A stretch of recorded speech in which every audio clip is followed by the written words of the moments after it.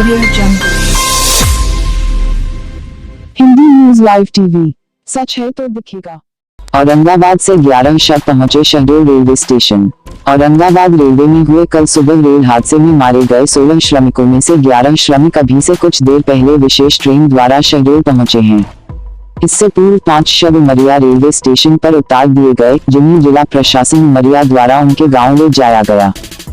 अभी से कुछ देर पहले कलेक्टर, पुलिस अधीक्षक, चिकित्सकों सहित तमाम प्रशासनिक अधिकारियों और जनप्रतिनिधियों व मीडिया कर्मियों की मौजूदगी में शहडोल में 11 मजदूरों के शव उतारे गए हैं, जिन्हें एम्बुलेंस में ले जाया जा रहा है।